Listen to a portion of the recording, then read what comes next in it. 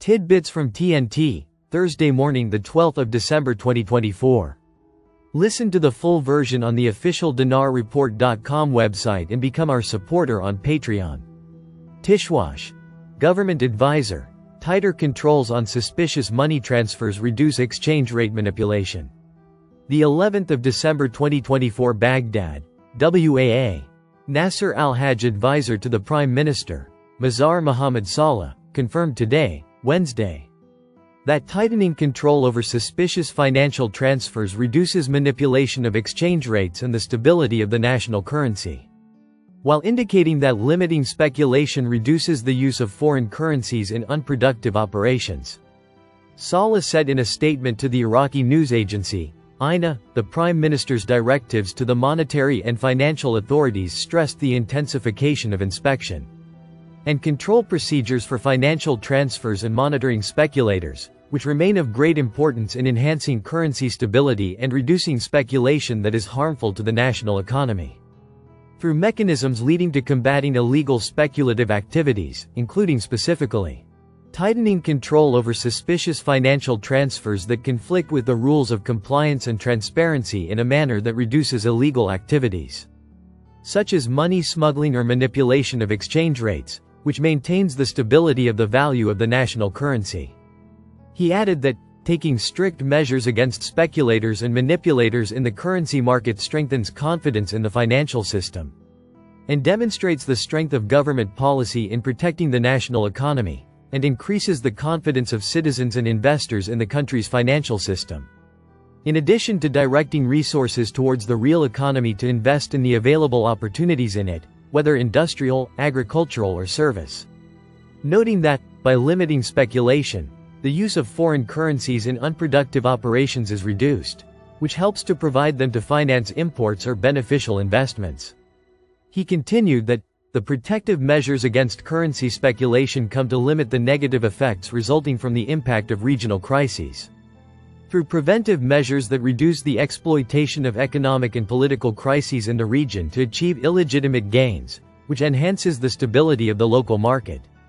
Saleh explained that, the importance of limiting speculation and speculators' opportunities remains in enhancing the efficiency of the banking system through the role of monitoring financial transfers, which undoubtedly contributes to revealing the loopholes in the banking system and enhancing governance and transparency in it.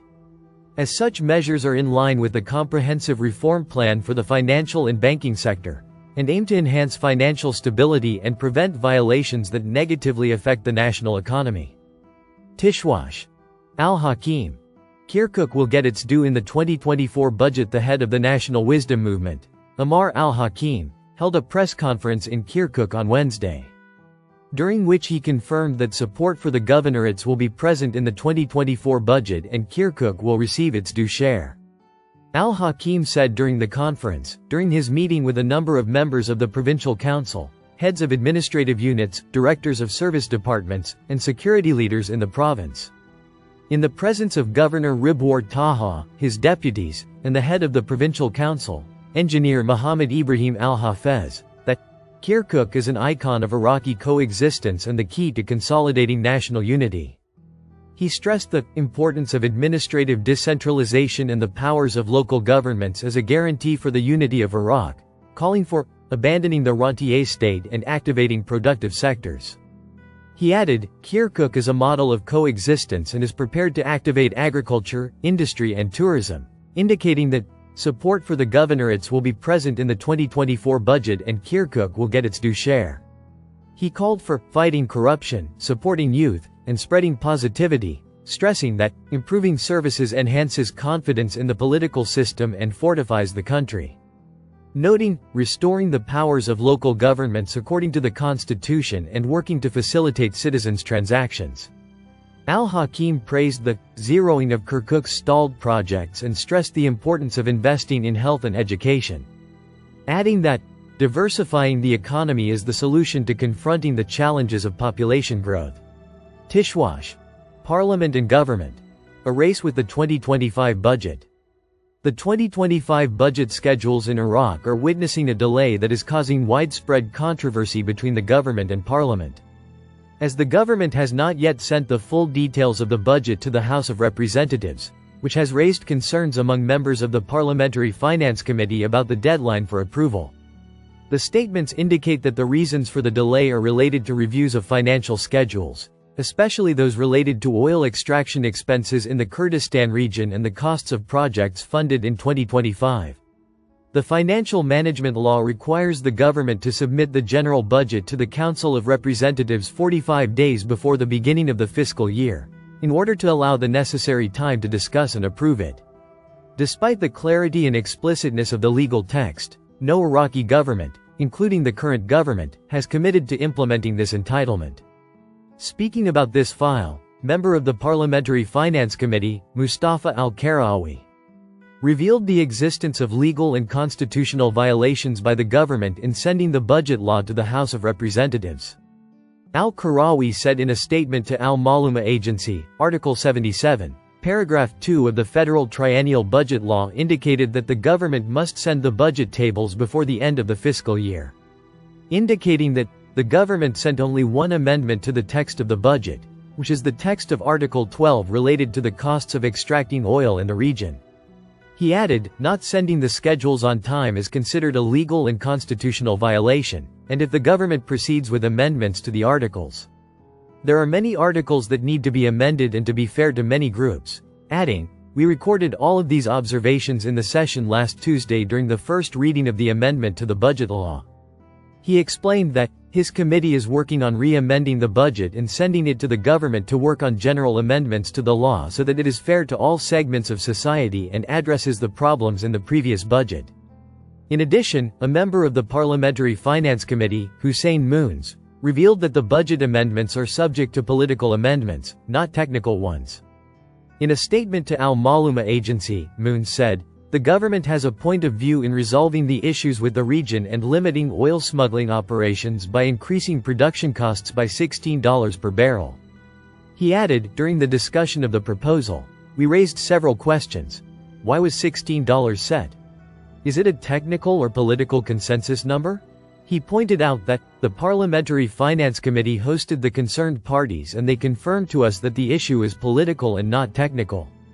He explained that, the government's proposal is to form an advisory body, and in the event of non-compliance, a committee of consultants will be formed to determine production costs. He pointed out that, the Finance Committee determined that the amount would be an advance granted to the region and that a settlement would be arranged later. He added, there are approximately 256,000 barrels smuggled daily from the region with OPEC's permission. This file must be closed because it negatively affects government production, stressing that, the Finance Committee has reservations regarding the advances and loans granted to the region. Quote, it is noteworthy that the House of Representatives previously hosted Prime Minister Mohammed Shia al-Sudani and his deputies, the Minister of Planning, the Minister of Foreign Affairs, and the Minister of Interior, where the amendments to the budget for next year 2025 were discussed. Tishwash, the Iraqi parliament, frustrates Iraqis and causes huge financial losses. The Iraqi parliament ended its second legislative session without being able to pass any of the pending controversial laws, despite extending its sessions for an additional month to try to resolve these sensitive issues. At the forefront of these laws are the general amnesty, personal status, state real estate, and the vital amendment to the general budget law, which is seen as a renewed dilemma affecting the resumption of oil exports from the Kurdistan region.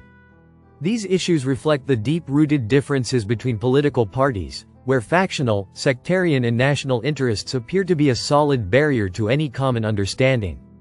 According to an informed political source speaking from Baghdad, the delay in passing the laws was not due to the complexity of the texts as much as it was a direct result of party directives that prompted some representatives to deliberately miss sessions in order to disrupt the legal quorum. The source added that these directives are linked to what he called rearranging political alliances that precede any influential vote. Citizen Ahmed al-Saadi, an activist from Basra, commented in a Facebook post saying, "The House of Representatives lives in a parallel world.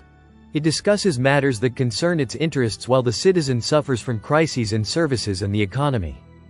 The budget is faltering, oil exports have stopped, and millions are being lost every day. A similar tweet on the X platform described the situation as legislative chaos that reflects the collapse of the concept of the state in favor of the concept of class and party. The election of Mahmoud al-Mashadani as the new Speaker of Parliament has sparked great controversy. Analysts have suggested that this change reflects an attempt to restore the image of the legislative institution. But the same analyses have not ruled out that the issue could turn into a mere change in names without achieving a fundamental change in performance. Social researcher Ali Al-Jubari said, "This election is like trying to treat a deep wound with a simple bandage. The problem lies in the quota structure that turns positions into fixed shares for parties and sects. On the other hand, obstructing the amendment related to the budget law will cause the state huge losses." According to economic information published by a local financial institution, stopping oil exports from the Kurdistan region costs Iraq more than $8 million per day, deepening the financial crisis for both the federal state and the region. Kurdish citizen Saman Abdullah from Erbil spoke in a video clip he posted on Facebook, saying, "Political differences do not only harm Baghdad, but we in the region are paying the price directly. Employee salaries are delayed, and prices are rising without control." An analysis by economic expert Fadhil Al-Dulaimi explained that the crisis could become more complicated if it is not resolved in the coming months. Al-Dulaimi said, "Without an agreement on the budget law and oil exports, the economic situation may explode, especially with the increase in debts and the decrease in cash reserves." The atmosphere inside the parliament is described as gloomy, according to what a citizen named Ayman Al-Tay said on her X account, where she said, "The representatives are exchanging accusations via media platforms, while we have not seen any practical steps yet. Everyone blames everyone else, but it is the people who pay the price." Thus, the Iraqi parliament remains stuck in a vicious circle of disagreements, as its sessions turn into an arena for settling political scores instead of resolving crises. Analysts expect that this situation will continue as long as sectarian and nationalist quotas govern the state scene. Tishwash. Strengthening Iraq's position, praise for al-Sudani and al-Halbuzi's regional and international moves. Political analyst, Aid al-Hilali, praised today, Wednesday, the regional and international moves made by Prime Minister Mohammed Shia al-Sudani and the head of the Progress Party, Mohammed al-Halbuzi, to enhance Iraq's position and have a role in shaping the region's policies in the future. Al-Hilali told Al-Urida, Iraq, with its careful and balanced stance, has gained the respect and appreciation of the regional and international environment.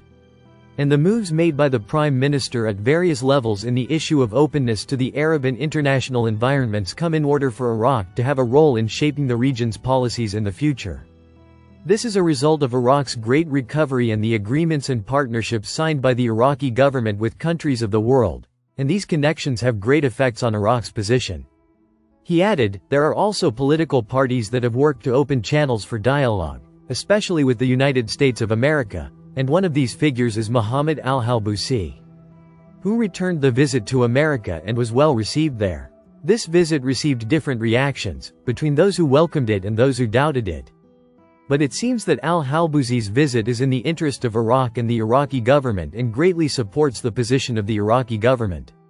He pointed out that al-Sudani's visit to Jordan today and before that his contact with the Emir of Qatar confirms Iraq's firm and steadfast position and strengthens its position and makes it steadfast in its position.